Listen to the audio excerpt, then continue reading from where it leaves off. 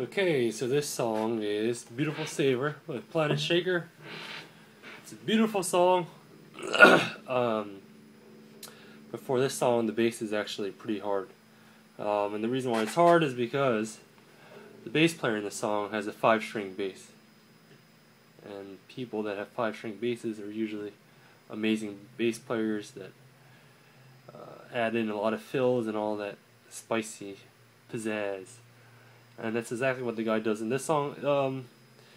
The bass line for the song is actually fairly simple, but the thing is, just playing those bass lines, it's kind of, I guess, a little boring. So for the build-ups, the guy does a lot of fills just in between. So this is a good song for you to practice adding your own fills, seeing what sounds right, and you can copy what the guy does. What he does isn't really that hard. He just does a lot of. So what I wrote up for you for the tabs is just kind of like the bass line notes that you can hear. In between those notes, the guy does fills, so you can make up your own fills, but just make sure that you are very familiar with a rooted bass line, so that you continue to keep the melody of the song. Because the fills are only effective when you still have the melody. Once you mess up the melody, then everything will sound really bad no matter how good your fills are. So you first have to know all the timing, all the melody, what notes you're supposed to be at, and once you know that, then you can add in the fills in between those melody notes. So this song starts with intro, bass doesn't play. Verse 1, the bass doesn't play during the whole verse 1. The bass comes in at the pre-chorus. So at the pre-chorus, the bass comes in. Then the bass plays through the chorus, kind of just like any other song where you're just playing whole notes. But in this song, the guy's playing whole notes, but adding a lot of fills in between the notes. And after that chorus, they go back to verse 1.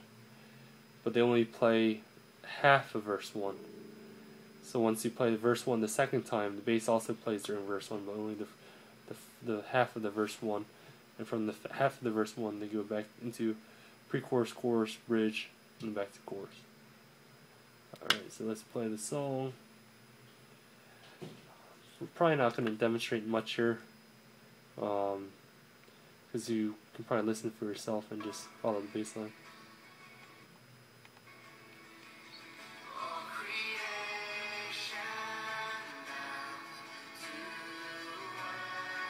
So,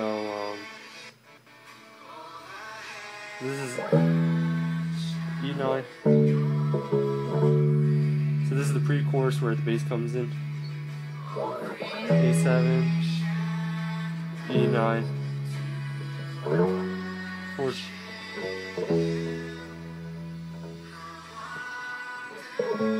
A12, E14,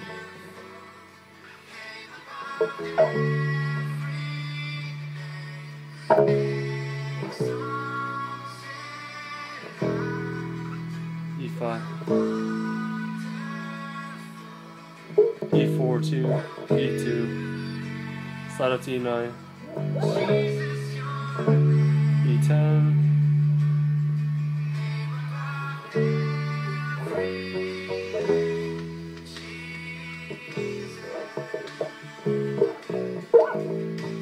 play back this verse 1, E5,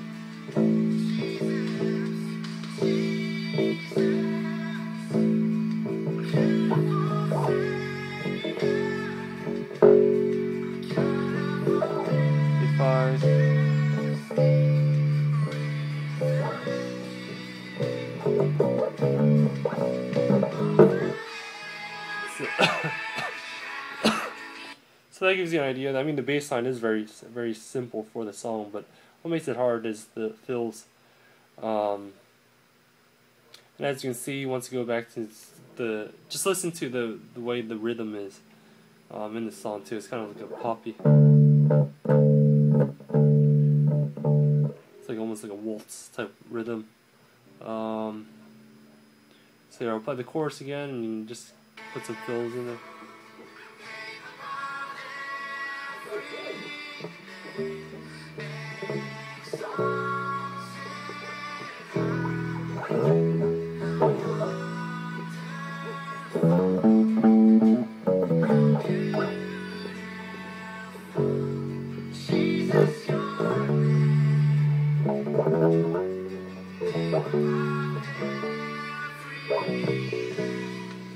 So that's just some. That's just some random. But this song is just endless possibilities of what you can play. You can just once you get familiar. One of the things that helps me when I play a song like this, where I know there's a lot of improvisation, a lot of fills. Once I get familiar with the rhythm and the main bass line, I start testing out notes that work. So you're kind of like figuring out the scale for the song, and you're seeing like which notes work. And once you realize that, you can visualize exactly where the scales are and exactly which notes are the ones that work. So when you do fills, you can pretty much hit any of those notes, and it'll work. It will sound good as long as you end on the bass line. Might be kind of confusing, but once you start messing around songs like these and you start getting good with it, then it'll give you an idea of what to do for songs like this, and you'll do fine.